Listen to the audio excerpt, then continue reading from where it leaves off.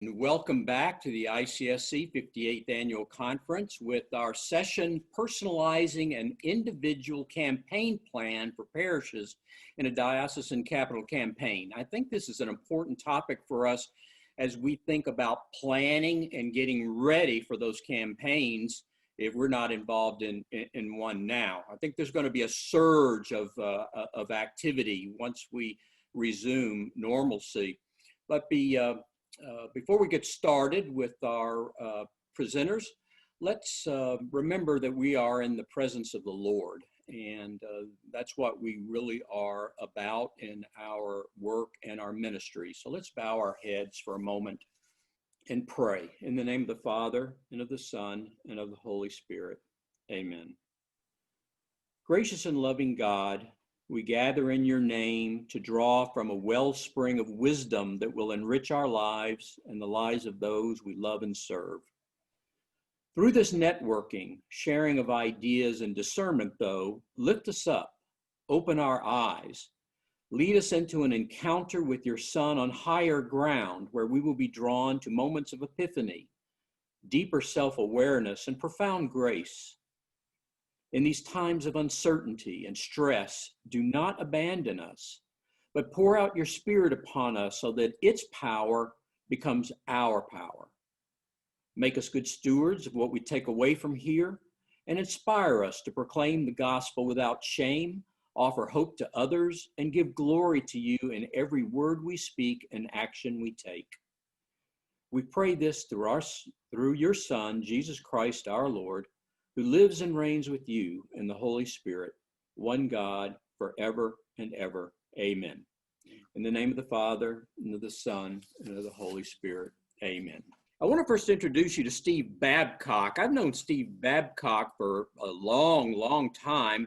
Steve, I think he's been with the firm Guidance and Giving for almost a quarter of a century. Isn't that about right, Steve? I know that at least since 1997, he joined the firm, has been involved in a vast array of philanthropic activities, whether that be in annual appeals, feasibility planning studies, development audits, or being involved in coordinating capital campaigns. So Steve's been around for a long time, and his pedigree runs long and rich.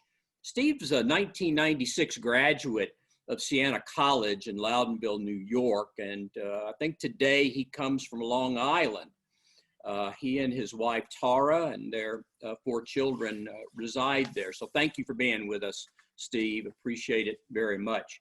No, it's my Michael has been given a respite from his labors in the Archdiocese of Galveston, Houston. He's calling in today from North Carolina, where his home is. He has his wife, Christine, and they have 2 adult children. Now, Michael brings about a quarter of a century of philanthropic experience himself, helping Catholics develop projects in both parishes and dioceses. So he has a broad spectrum of experience. Michael's a native of Annapolis, Maryland. And as I said earlier, he's working in the Archdiocese of Galveston, Houston now. He is the executive campaign director on the Ignite capital campaign that has been going on there. Maybe he'll share a note or two about that campaign. We're very privileged to have them as representatives of Guidance and Giving, one of our patriarchal firms that are available to assist parishes and dioceses around the country for many years, and we're just very glad to have them. So I'm going to turn it over to both Michael and Steve. Here's the virtual podium. Thank you, gentlemen. Thank you. Okay, well, I want to thank everybody for joining us for this webinar, and encourage you also, as was said earlier, if you have questions that occur during the presentation or after, just go ahead and put them into the Q&A that you can see at the bottom of your screen, because we definitely want to save plenty of time for your questions. But as you know, our topic here and what we're talking about today is the ways to personalize and the things that we find important in personalizing a parish campaign within your diocesan campaign. You know, as we know, the kind of standard way this was done for years and years, you do a diocesan campaign, you have everybody lined up, they're on the same schedule, they're on the same time, you're using the same materials for everybody. And you're more or less taking that diocesan campaign and you're just kind of fitting the parishes into it. And what we've come to understand and come to believe very, very strongly in is that in reality, you need to look at that campaign, like say a campaign in the Archdiocese of Galveston, Houston, where we have 143 parishes, that we're really doing 143 parish campaigns within a diocesan campaign. That the driving force of our success and our way to connect to the people at the parish level is to really truly be at the parish and to work within the boundaries of the parish and the strengths and weaknesses of the parishes and all of those things to build our most cohesive method. And really the theme that I believe underlies everything we're going to talk about today, and I believe underlies really everything that we do as development professionals, is that we need to meet people where they are. You know, it is, you can no longer, the church is the hierarchy of it and the hierarchical nature and things. A lot of those old school ways just are not working anymore. So we've got to go out, we've got to meet people where they are. We got to bring the message to them. And just like that's so important in our pastoral approach and in all of our ministries and things like that, it's also important in development to do that.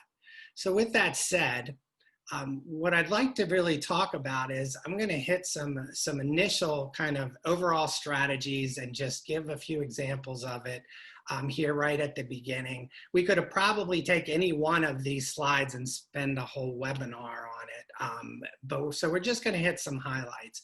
But one of the things that we find is really kind of the basis to everything that needs to be done and to do it effectively in this day and age is we have to be able to communicate with our people. We've come as a company, we're calling our communications efforts at the path forward. And this is a path forward that we believe is instrumental in not only being more successful with the campaign and reaching out to people and communicating, but also in building in our parishes a strength in their own communications that will lead to everything else. It's important to remember in kind of context of everything that I'm talking about here today is that although we're talking about a diocesan capital campaign, these principles and these ideas, they work for your annual appeals. They work for any kind of funding issues. They even work if you're at the parish level and you're looking to work within an annual appeal or work within a diocesan campaign. So these things are all things that we believe are important, and they're a foundational piece that frankly, we just have to do a better job of in the Catholic Church. So much of what we see when we go into parishes is our modes of communication are the traditional modes that have gone for years and years. And it's bulletins and it's inviting people to events and all of these things. And we have people that respond to that, but we're missing a large swath of our parish. People want to receive information in the way that works for them. Now, I do want to add a cautionary note. We do not believe that you go all digital and everything is all this and you forget about those people that still want the traditional forms of communication to take place, because it's important that we minister to them too.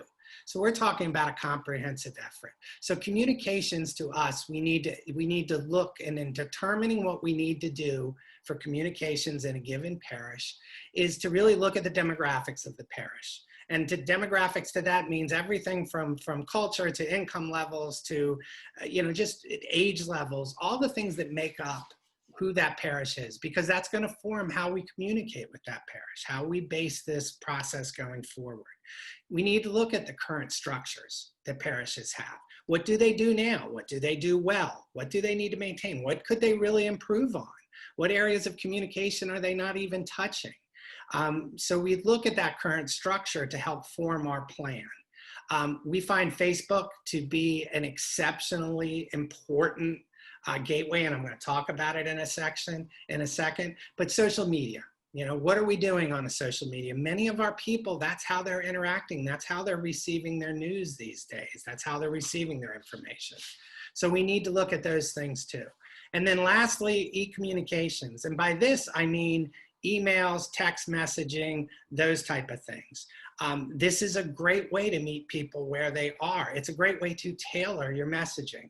I'm sure if you've been to some other sessions, if you hear, you know, right now when we talk about annual appeals and things, the big buzzwords have become segmentation and how do we reach people and how do we, you know, make sure we're giving them the type of solicitation that's going to work for them.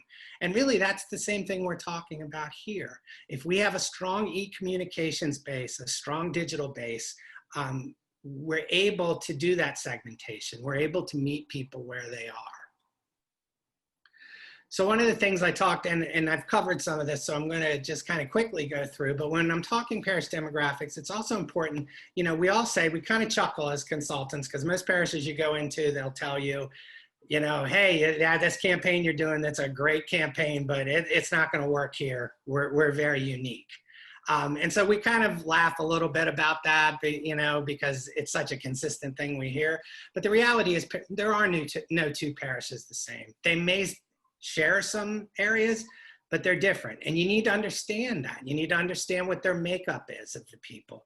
You need to you need to look at those differences as an opportunity. You need to be able to create success by recognizing those differences, recognizing that we need to be multiple in the way we approach people.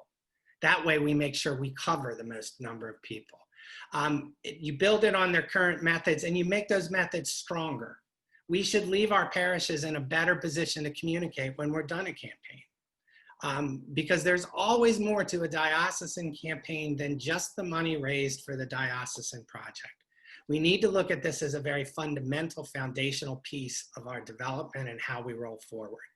And enhancing parishioner engagement is the biggest thing. So if we can help parishes interact with their parishioners better and communicate in ways that work for them, we're helping the whole church. It's not just about our campaign. So one of the things, another title is to get within the current structure that you have, you know, and enhancing that digital presence. And I've kind of covered much of that when we're talking, but it's really looking at those structures and saying, what do we need to do? What do we need to do with the website? You know, how can we make the website cleaner, easier to read, more usable? How can we get analytics attached to the website so that we can look at those and really make good decisions about what it needs to be? You know, we put on here Facebook, the gateway to get digital engagement. I kind of joke, but I think it's really true. I really see Facebook as kind of the gateway drug to digital engagement.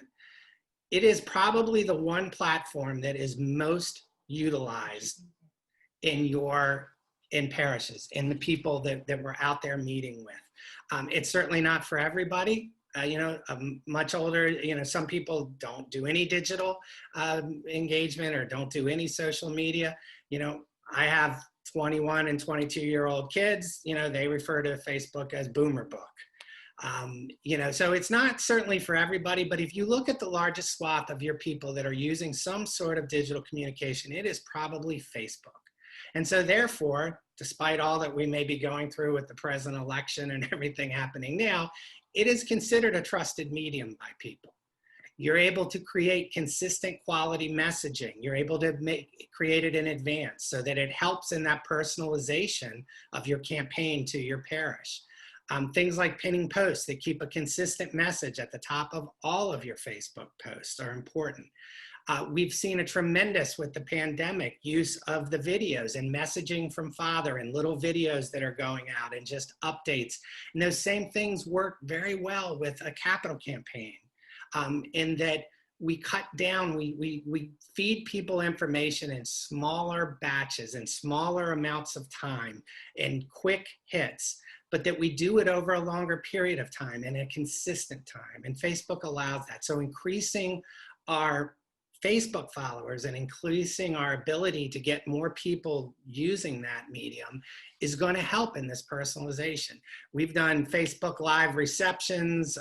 They do free advertising for you when you do events on them. You set them up and they send to people.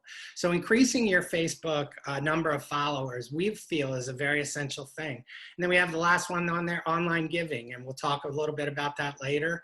But it is one of the key things that we've found in this day and age that just helps us tremendously. The last piece I want to talk about in this section is the e-communications. And with that, I'm talking about, as I said before, your emails, your text messaging. We know that through e-communications and the stats that we see and that people use, that you have the ability to reach 100% of the people that have signed up for that digital communication. We can reach everybody. We know with emails, your open rates are 30 to 60%, depending on how often you email and some other factors. And we know a text read rate is 99%.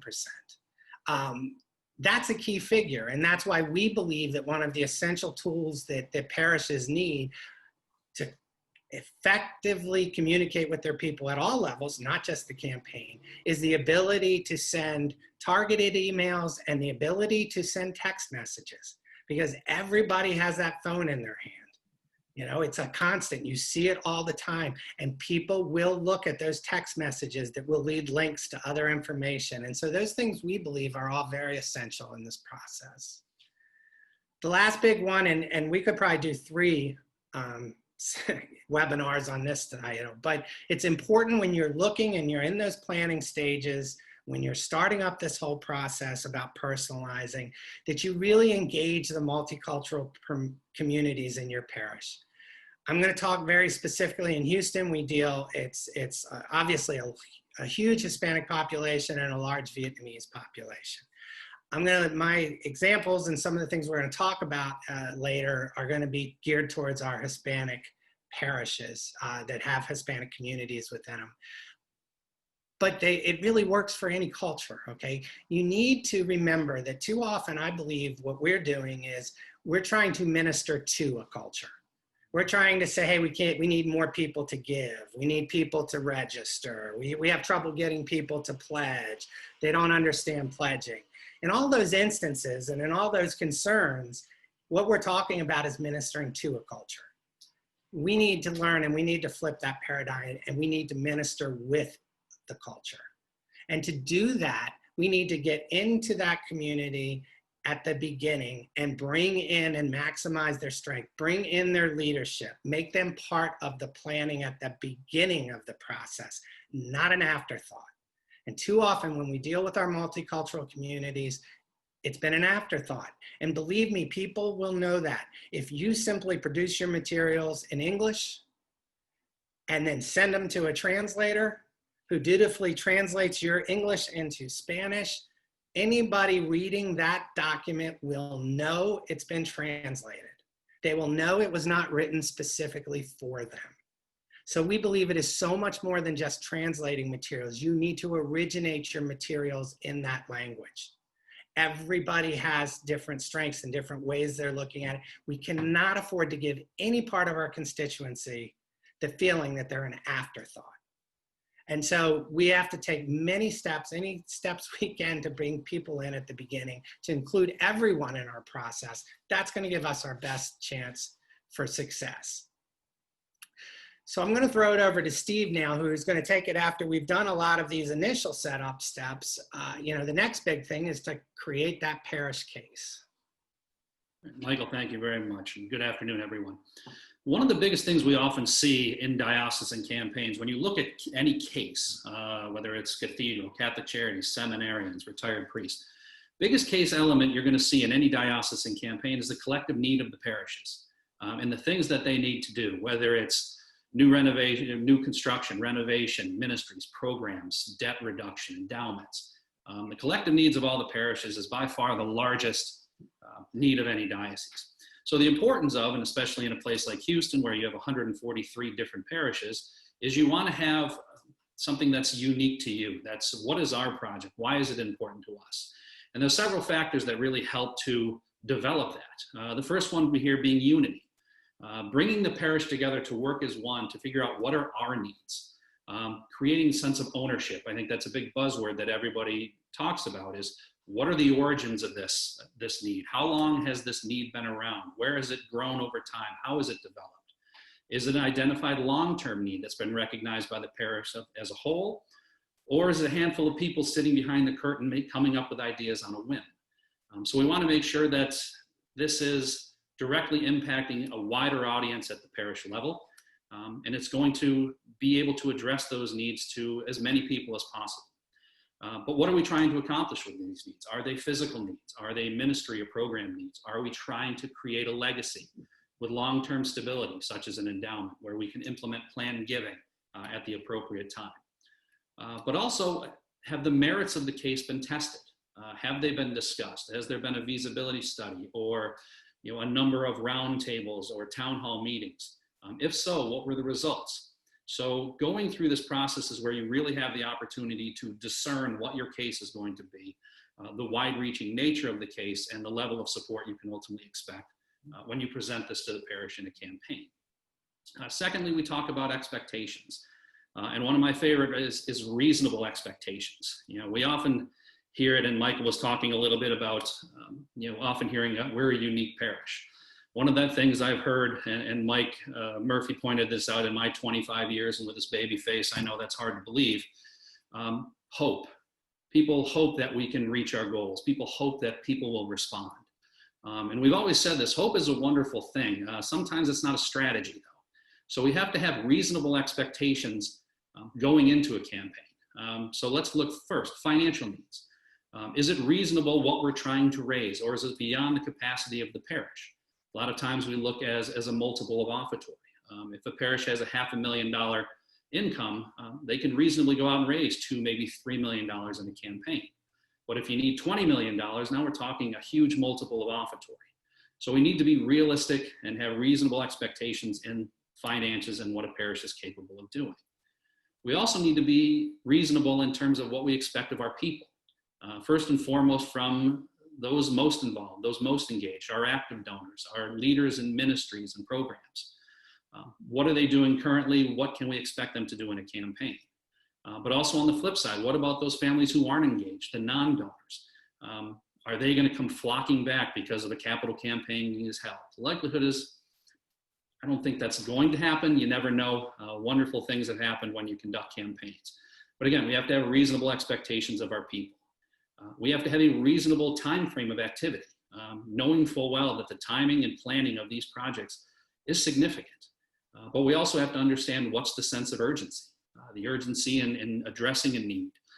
Is it, the roof hasn't been fixed in 50 years, or the boiler has finally gone? Or is it something along the lines of we're planning an extension of a building? We have to understand how do we have to go about that process through the various entities that are going to be involved in that. So we're always hopeful in the outcome, but we need to be reasonable in the approach. Third, we talk about a plan. What's our plan of attack to create a plan to accomplish our goals by moving a concept to a project. And we have to look at that in a number of ways as well. Finance is going to come into play a lot as you're looking at the nature of your case. The campaign is a primary way to fund these, but what are the secondary options that the parish leadership is looking at to make sure that all the bases are covered and all the contingencies are in place? Just in case inevitably the question comes up, well, what if we fall short of our goals? Well, what if we need multiple campaigns to address this need? How are we going to get this project moving sooner rather than later? So you'll often see finance councils look at bridge financing, mortgages, lines of credit, all different other opportunities to say to the people, look, we were looking at all the financial opportunities that we need to make sure that this project goes and continues to move. You look at it from a design standpoint, architects, engineers, contractors. Again, time-consuming process, layers upon layers of meetings and approvals in order to get those things going. And then it's also a clear understanding of the approval process. What's the approval process of your diocese, the city, the town, the municipality that you're functioning in. So you have a clear understanding as to how do we get this, again, from a concept to a project that we can ultimately present to the people. And then fourth, we look at the review. This is kind of the final checklist before we can say, all right, here's our case, here's our project. is, do we have the support needed to move forward? Starting from the pastor, from lay leadership, ministry heads, the rank and file, families in the pew, the diocese, and so on. Have we addressed the major questions, the issues, the concerns, to a high level of satisfaction? And this harkens back to this idea about reasonable expectations. I think we all can attest to this, that not everyone's going to be happy with whatever decisions that we make. One of my favorite sayings is to remind people when you embark on these is to remember that Jesus couldn't get 12 to agree. So the idea that we can get hundreds, if not thousands of families agreeing with everything that we're doing and the moves that we're making, we need to make sure that we've addressed as many questions, concerns, and ideas as we can as we continue to advance this forward. But it needs to be challenging but achievable. Reasonable financial goal. But now that we've spent this time developing the case from its origins through all the things to put it where it is, what's our campaign plan? How do we go about addressing the campaign? Now, are the needs of the parish greater than what can be raised under the guidance of a diocesan effort? If no, then the diocesan campaign is probably the easiest way to go about this, in the sense that if your multiple of offertory in your project can be raised and utilizing the resources and timeline of the diocese, then it's an advantage for the parish in terms of all the resources that the diocese provide. If yes, if that project is much larger than what can be raised in diocesan effort, then we look at a combined effort, which happens the majority of the time because we've seen these projects, they're so significant in cost, the timing it takes to make these things happen. Often it's multiple campaigns that parishes have to embark on to address these. But when a parish does embark on a combined campaign, it allows the parish to establish a specific plan, a specific timetable that's unique to them, that's well thought out, that's comfortable, and again, it's reasonable. It also allows the parish to put a brighter spotlight on their needs. It also shows that the diocese is recognizing that the needs of the parishes are significant and not overshadowed by the needs of the diocese. Again, the idea of ownership leads itself to greater participation, which leads itself to greater financial success and people getting involved. If people were involved in this project early on, then they're going to buy into it versus just being dictated to and say, here's our project, now I expect you to pay for it. So if you get them involved early and often, it's going to translate into people participating and ultimately making a financial commitment. Now that we have the case, now that we've identified a strategy, I'll turn it back over to Michael to discuss how do we effectively communicate this to the parish. Michael? All right. Thank you, Steve. So the next part, and the kind of the last part before we go into some examples, some real life examples we've encountered in Houston, is that, as Steve said, we get it to this point. Now we've got to make sure that our materials reflect this personalization. I mean, obviously, you're going to have, diocesan case statements and brochures and videos, and you're going to have all of those things, and they all have a role in the plan that is to come. But we also need to make sure, as long as that is your only means of communications or your only, what you're putting out, you're losing the fact that we have to keep personalizing this. People need to see this and how that diocesan case is going to affect them at their parish, how the parish case is going to affect them. So all of those things are really essential. And we need to make sure that our materials, our branding, everything that we do fits within those contexts, and that we look for opportunities to make this about the parish. And this is where your Facebook and all of those things, and we have some examples up here of some different things that we're doing with parishes. These are Facebook posts and some posts through a Flocknote, which is a big system that we use a lot in Houston, that has the texting and emailing and those things. So those materials, have to reflect the parish. You've got to pick those elements out of the case that are going to be meaningful to the parish. If you're doing money for seminarians or seminarian counting, you've got seminarians from the parish or the history of the seminarians from the parish. These are great ways to come up with little posts on Facebook or little this or little that show and make that larger message resonate at the parish level. Not, as Steve just said, be dictated to the parish level, but to really resonate at the parish level. And And once again, we've covered these, so I'm not going to hit them again. But I think that number 3 is the key one. I'd like to really just make sure I've beat into the ground. We have to cast a wide net. It's become way too difficult raising money in this day and age based solely on our traditional donors. They are a shrinking population. They are an increasingly taxed population, and we are increasingly not addressing whole segments of our population that we need to bring along, that we need to cultivate. Really, that's our job as development professionals. Our job is to cultivate givers, to give them the ability to be part of the mission, to fulfill their gospel call, to be part of this process, to be an essential part of this mission. And that's the way we have to view our role. And we can only do that if we're casting a wide net and that we're truly looking to involve everybody. What I want to do right now is I'm going to segue into just some specifics about the Archdiocese of Galveston-Houston campaign. This is a $150 million capital campaign that, believe it or not, we started probably the study in 2015. We did our first block of parishes. We did major gifts in 16. We did our first block of parishes in the spring of 2017. We're still there because of some of these factors I'm going to bring up next. So we've been in this process. This is a huge diocese, lots of diversity. They pride themselves on their diversity. The whole city of Houston prides itself on its diversity. 143 total parishes. We have masses celebrated in 23 languages. It's one of the largest archdioceses in the country. In a sense, it's been a heck of a challenge. It's also provided us an amazing opportunity to really adjust our plan and really get in there and start changing to meet the growing needs. And as I'm about to illustrate, we had a lot of changes and a lot of things that we had no control over that jumped up on us on this campaign.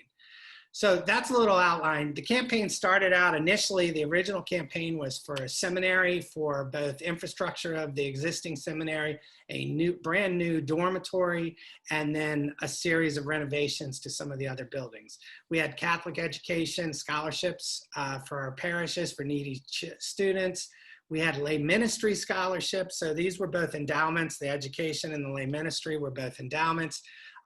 Lay ministry support was to help with forming of our lay leaders and to help pay for costs associated with training and forming of lay leaders. And then we had the parish support. It was a 67-33 split, meaning 67% went to the archdiocesan case, which were the top 3s, and then 33% went to the parish. So we started out, we did our first block in the spring of 17. Things went well, but we were already noticing, and things we had noticed in previous diocesan campaigns, we were already noticing certain trends that I've referenced earlier about our traditional donors and how difficult it became to get people to receptions and how difficult it became to even get people to open an invitation that was sent to them. So we really started to look at our plan and really diversify our plan. And that's where all of the things I'm about to talk started, because it's important. I have a series of obstacles here. These were all events we couldn't control that were thrust upon us, but there were also trends taking place in the church. And these trends are still there. They're still not being met. We still have huge swaths of our population that we're not meeting. So as these obstacles occurred, we had Hurricane Harvey that came in right after, as we were getting ready for number 18, for our fall block. That caused us to shut down for an entire year. We had multiple flooding in parishes. We had over $30 to $40 million of building needs that came out of it. We had 3 or 4 parishes that were catastrophically affected and needed to be rebuilt, or still have not been occupied, one of them. So Hurricane Harvey threw us a huge curveball. What we had to do to, once again, keep this about the parishes and keep this down at that parish level is we took our staff and we went out to these parishes after Harvey and in the aftermath, and we met with them and we asked a series of questions. And those questions were largely pastoral in nature and how things were going and mass attendance and things like that. And then we also talked about what do we need to do for this campaign to make it work. to make it work in this new situation. Our needs had not gone away. Our needs were still there, but now we had a whole new reality that we were in. So we actually redid the case statement based on what we found by going out talking to the pastors and parishes, and we added 2 elements to the case. Now, we kept the splits the same. We kept the 67-33. We kept all the elements of the original case. We just lessened the amount that they were going to receive. And then we added into that a fund to help with that rebuilding, because we had those 30 million and we had money coming in from a lot of different sources, but there was still a gap there that needed to be funded. So we set up a fund to do that for the schools and parishes. So that was a case element added. And then the next case element we added was to replenish their emergency fund. They had a $10 million fund after Rita and pretty much went through it like that. So we then added to the case element, we added an emergency fund, we upped it to 20, doubled the amount. So we did that, and then we took back to the parishes. We did a number of blocks throughout the time. We dealt with the oil and gas price fluctuations, which in Houston is a huge deal. It is, it's paramount in people's minds. We had Tropical Storm Florence roll in on us, which caused a whole nother round of flooding, and a bunch of parishes that didn't flood in Harvey, which caused us to have to readjust and change. And then we had this little global pandemic thing jump up on us in the middle of our last block. One of the things I would say about that is because, as I said earlier, we don't do a campaign where on week 3 of the new block, every parish does X, and on week 4, they do Y. We do a campaign that's based parish by parish. So the strategies used, the timeline, when we're doing things, when we have to adjust to parish events. So consequently, when this happened, when COVID happened, we shut down for this block. We had parishes at all different levels. So we're in the process now of building our new campaign plan that's going to reflect the new reality as we finish off our last group of parishes in the next 2 blocks, starting in January to June and then September to December. So that's where we are right now. But the thing I want to touch real briefly on, because we're getting tight on time, I want to leave plenty of time for questions, is some of the strategies that we used. I talked about how we had trouble getting to our traditional donors all the time. And really, if you think about it, if you're still effective with your traditional donors, and that's a decreasing population, you've got a smaller and smaller group you're trying to raise larger and larger amounts of money with. So that's when we decided we needed to make some dramatic changes to get out. One of the things was to enhance our parish presence. We realized that we needed to be more a part of the parish. We needed to understand more. We needed to be a recognized face. When we do a parish campaign and we're hired as a firm, we do a great job of this. We're there all the time. We get to know people. We go to mass. All of those things take place. You build a certain trust. We, on a diocesan level, what we did was we established office hours. We said each director is going to do 3 hours of office time every Wednesday from 1 to 4 at Parish X. And on Tuesday, it'll be Parish Y. And by that, we were able to become more and more part of the parish. So we could adjust our own messaging. We could understand what was going to work well. We could be a face that was recognized. When it came time for us to speak, we were a recognized person. So we thought that was really key. Attending ministry meetings. I have to say this is one of the biggest changes we made and one of the most effective changes we made. Instead of trying to get people to come out on a Tuesday night at 7 o'clock, most people that are involved in ministry, which is a big chunk, and they're your most active people, and they're your people most likely to give.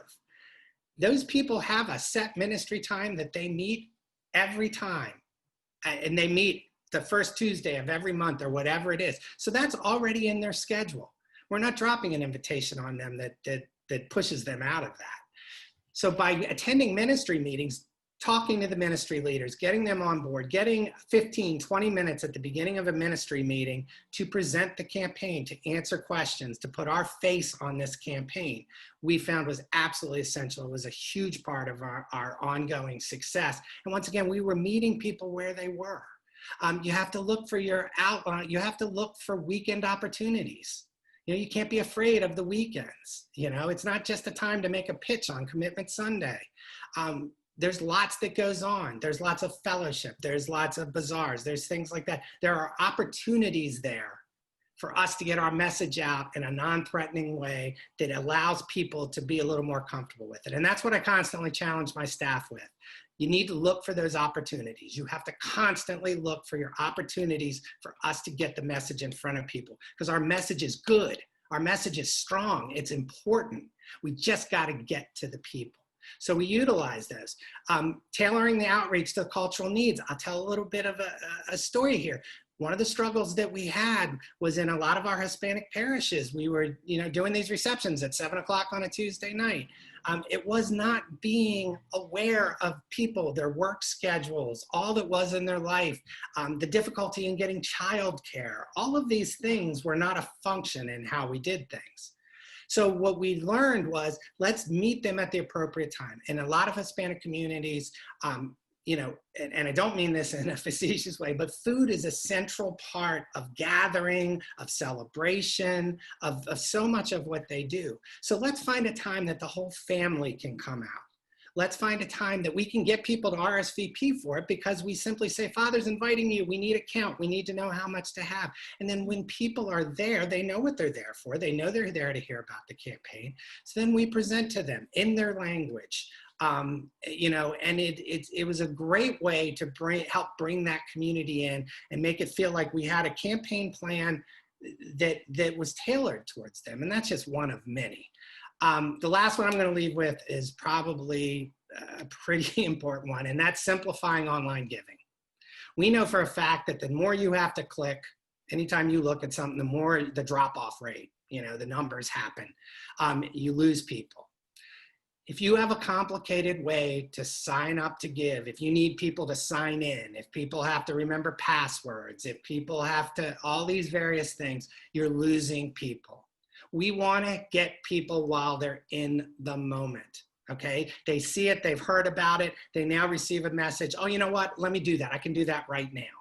And to do that, you've got to simplify your online giving. You got to work with it. There's a lot of stuff out there, there's a lot of good ones out there, but you need to make that work. And the story I'll tell about that is that I'd sit in my office, as the executive director, and I had, every time an online gift was made, an email would come to me. Okay, so I would hear the ding on my computer. I'd get excited, I'm a fundraiser. Okay, I noticed one day, I started at like 10:02, 10:03, all of a sudden it was like bing, bing, bing, bing. We got like 15 gifts in a 35-minute period. And then it came back later at about 5:30 at night, I got another big jump of pledges.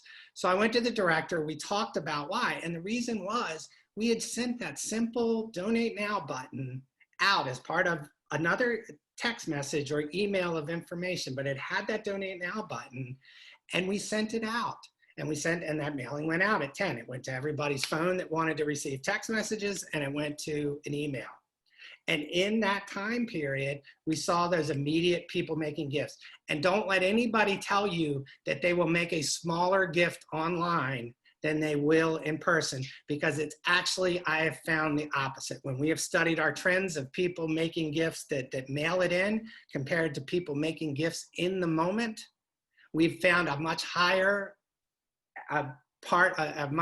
factor of offertory than in the traditional ways. So we saw that. It became a joke around the office. Whenever a new Parishes was going out, we would all sit around and wait for the emails to start coming in. So those are a few things. And I think the last thing I'm going to leave you with until we go to the questions is responding and adapting. We constantly have to adjust. Please don't be afraid of changing and adjusting and meeting people where they are.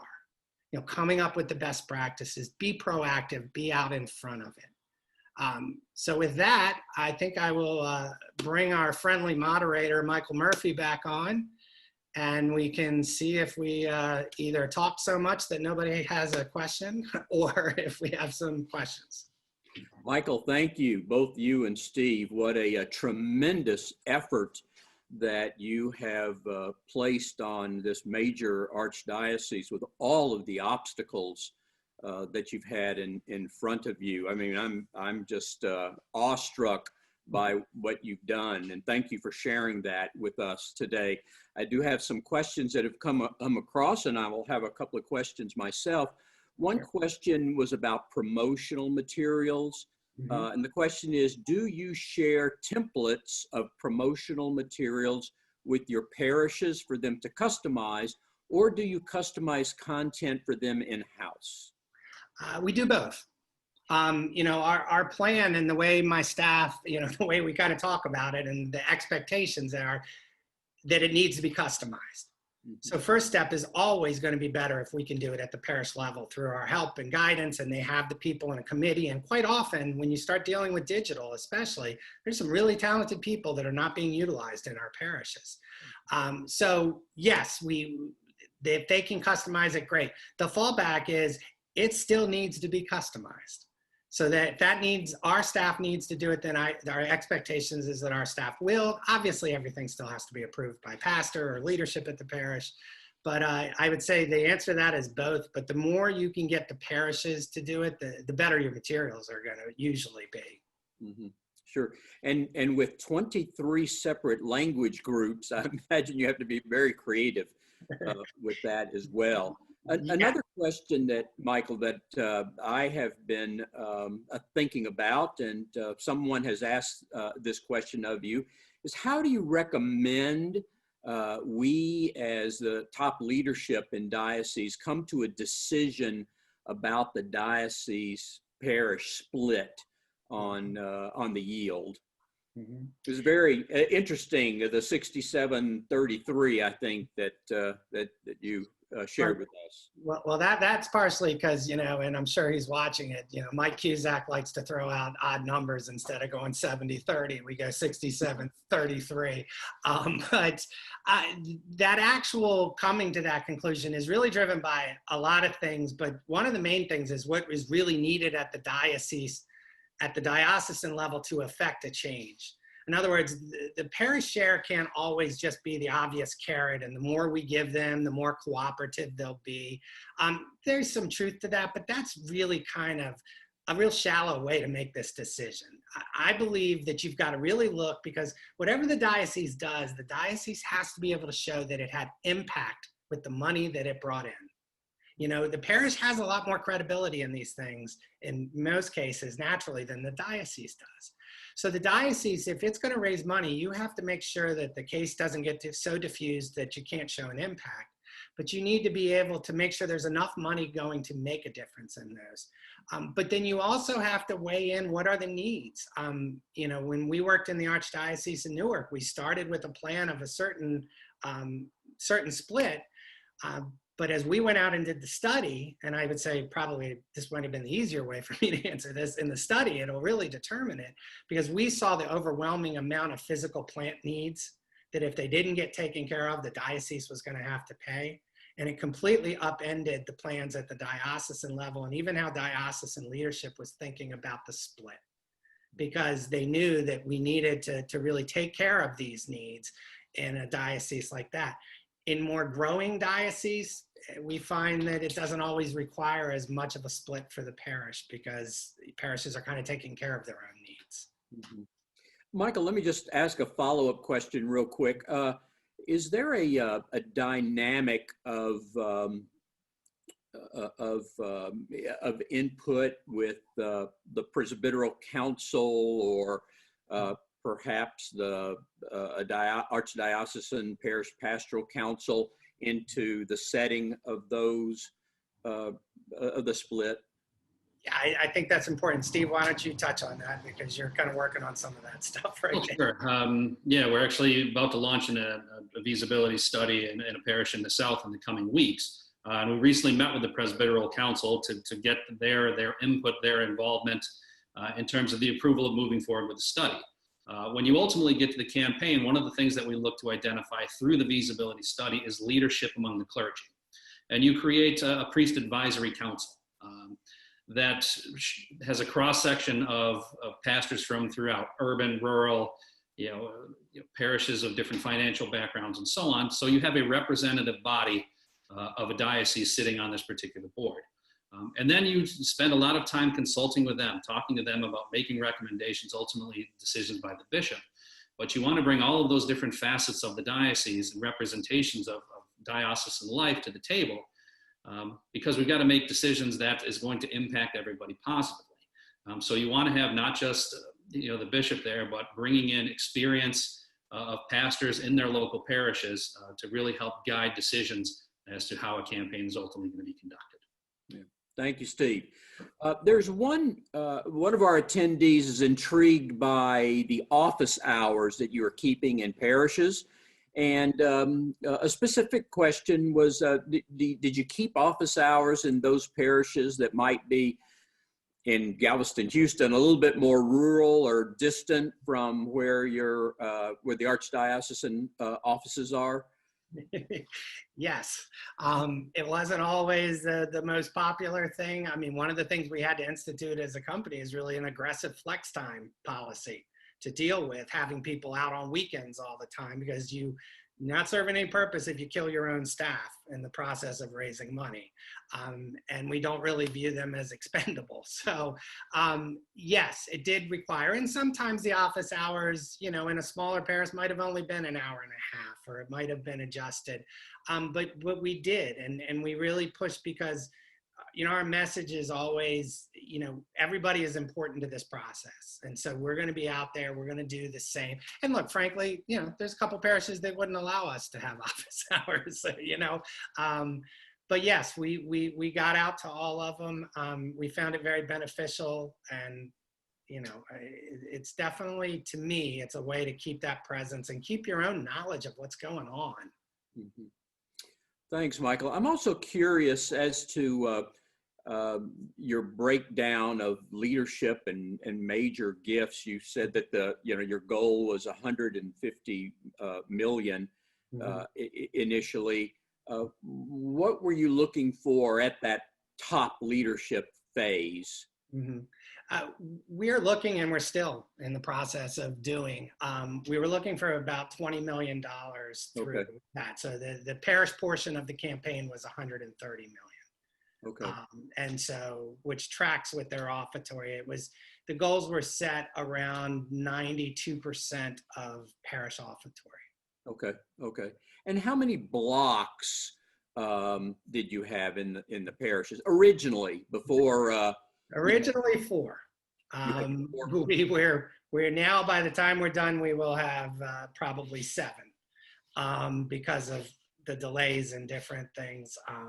But yes, it was 4 blocks, and actually I'm glad you said that, because this is the case where it almost came true. We always make a joke. I always make a joke when I present to all the priests of the diocese about the blocks, and because we allow a lot of flexibility. We don't force parishes into a given block. Okay, we allow parishes to choose. We even adjust our staffing based on the number of, parishes in a block. It may not be the most efficient way of things, but we find it's the most effective. Mm-hmm. So I always make a joke that doesn't mean that because we have 4 blocks, we know for a fact, I'll always say that, human nature being what it is, a big chunk of our pastors are going to want to go in the last block. Just if that percentage chance is the tiniest percentage chance, it might all go away before it gets to me. In Houston, there have been several times where I was afraid it might all go away before it got to everybody. But the commitment of the Cardinal's been that everybody needs, it's a matter of justice at this point. Everybody needs the opportunity to participate. Sure. Thank you, Michael. I think this next question goes to the both of you, a little bit away from your experience in Galveston, Houston, but drawing on your combined half a century experience with some diocesan campaigns, and that is the relationship between the bishop and the priests in the diocese during the campaign, and in wanting to have a successful campaign. Can you speak to that relationship? And in your experience, the two of you, do you believe a campaign can be successful even if there is not that strong relationship between the bishop and the priests of the diocese? You want to start off on this one, Steve? It's usually a great thing to have the bishop and the priest on the same page. It's usually very beneficial. there have been times when that relationship isn't as strong as we would have liked it to be. And that's when you see, we often talk about as Catholics, we belong to a universal church. But there's a mentality out there that the vast majority of Catholics are very congregationalist in nature, in the sense that what they know most about their faith is what they have in their parish, and the things, and the masses they attend, and the education of their children, and the priest that serves them. Oftentimes, the diocese is just this entity downtown that meddles in our affairs and taxes us. So a lot of the success of a diocesan campaign falls on the hands of the priests, in the sense that they're the key leaders in the parish communities. They're the ones that parishioners are going to look to for answers when it comes to campaigns like this. So that's why we spend an exorbitant amount of time in the parishes working with the priests, working with lay leadership, in order to convey the story of not only the diocese, but also the parish. But I think the biggest thing with the diocesan is, what are we ultimately trying to do here? We're trying to educate seminarians. We're trying to take care of those priests who've served us for a generation. We're caring for the poor. Those are the things that we're trying to do. We're not trying to placate an ego or anything along those lines. It's caring for things that are important to us as Catholics. So again, if the bishop and priest relationship is wonderful, it makes that process that much easier. But at the same time, if you do have strains along those lines, and again, we've worked in those situations before, where you do have to make those adjustments and find the strengths and build on those where you can. Thanks, Steve, very much. Another question has to do with the post-campaign period. One of our attendees is concerned about how you maintain that momentum, the spirit of the campaign during the pledge redemption period in order to ensure a high pledge redemption. Could the two of you reflect on that a little bit? How to maintain that energy, and the momentum of the case? Right, absolutely. And look, I commend the person that asked that question, because I think one of the things that we kind of shake our heads about, and it's really disappointing, is when we run a fantastic capital campaign, they pop the champagne, everybody's excited, and nobody takes advantage in the future of the things that we did, the groundwork we laid, the foundations we established, and you see it directly reflected in pledge redemption. But what I would say to you is part of that answer is what we're trying to get at with our whole process. And when we talk for our company, when we talk about the path forward, it's about building a strong communications effort at the parish level that integrates at the diocesan level. And although communications isn't always part of a development director's, there's always a communications office, we have to do those type of things. If you think about it, our ability to let people know how their money is being used, to tell the success stories, which I think we do a lousy job as Catholics doing. We don't talk about our successes, but if we can't get it to the people, and we can't get it to them in a way that they want to receive their information, I know I'm a broken record at this point, but it's just falling on deaf ears. You're only hitting that 7 or 8% that's going to read the bulletin or going to read the diocesan newspaper. So I believe to keep that momentum up, to keep that energy up, an essential part is to start all the way from the beginning and to start trying to build those strengths at the parish level. And look, I recognize that's a tough thing to do for a development director. They have not enough staff. You've got a million things you do. Annual appeal goal goes up every year. So I'm not claiming this is an easy thing. But if you are doing something like a capital campaign, this is a prime opportunity to really build a strong foundation of communication. And for those that, you may not have a capital campaign, I'd say, just like I say to my staff, you got to look for every opportunity to tell your story, to get in front of the people, and to do it in a way they want to receive it. Thank you, Michael. We're at the end of our hour, and I want to express our deep gratitude to both of you, Michael and Steve, for being with us. As I said, I think that what you've done is a tremendous thing for our church, especially during this a time of uncertainty with all the obstacles that you had in front of you. Appreciate you laying out these basic principles of a major capital campaign, how you worked with the parishes and the innovation that you added to those principles. So we're very grateful for your sharing your experience and your wisdom with us today from one of the great fundraising councils in the United States today.